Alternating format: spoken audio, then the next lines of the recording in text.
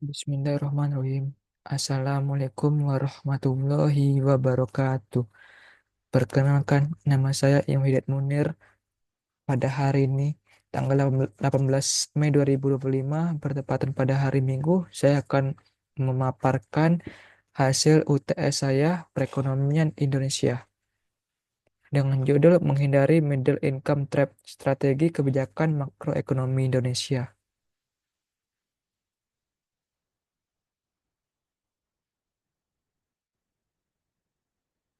Apa itu Middle Income Trap? Kondisi saat negara gagal naik kelas menjadi negara maju setelah mencapai pendapatan menengah. Istilah ini populer sejak laporan Bank Dunia pada tahun 2007, Asian Renaissance. Indonesia harus menghindarinya untuk mencapai visi Indonesia Emas 2045. Apa saja tantangan yang dihadapi Indonesia saat ini? Yang pertama, ketergantungan pada komoditas. Yang kedua, rendahnya produktivitas dan inovasi. Yang ketiga, kesenjangan SDM dan infrastruktur. Yang keempat, lemahnya daya saing industri nasional. Selanjutnya, strategi kebijakan fiskal. Pada strategi kebijakan fiskal ini, alihkan subsidi konsumtif ke belanja produktif, pendidikan, infrastruktur contohnya.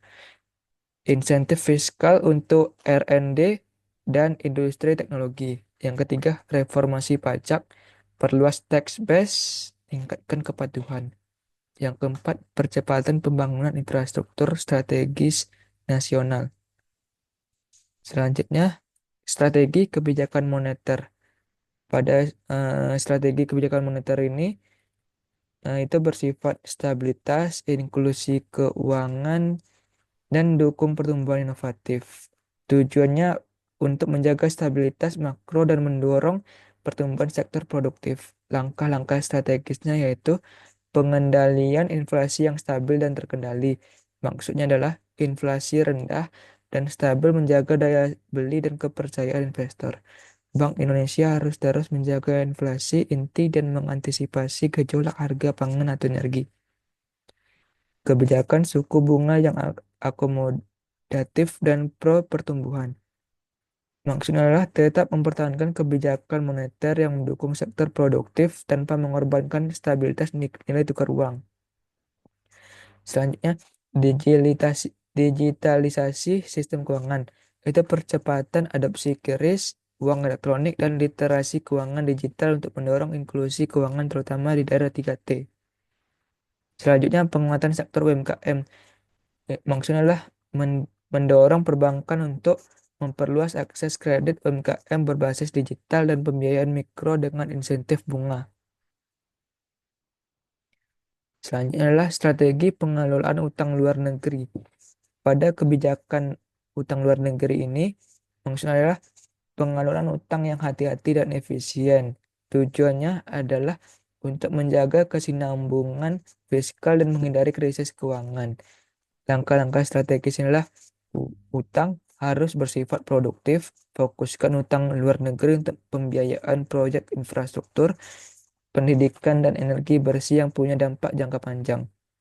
Diversifikasi sumber pembiayaan, manfaatkan green bonds, sukuk global, dan pinjaman bilateral atau multilateral dengan tingkat bunga rendah dan sangat lunak.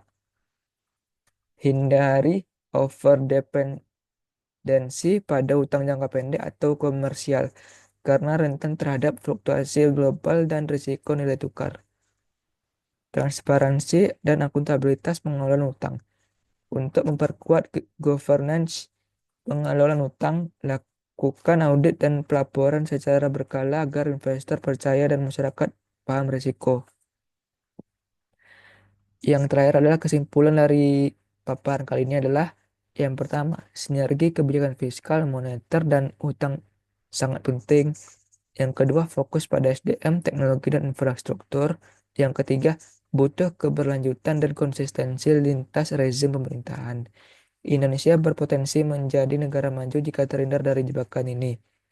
Dengan sinergi antar kebijakan fiskal, moneter, dan pengelolaan utang yang disiplin, Indonesia memiliki peluang besar untuk keluar dari jebakan pendapatan menengah dan kelas naik menjadi negara maju pada tahun 2045.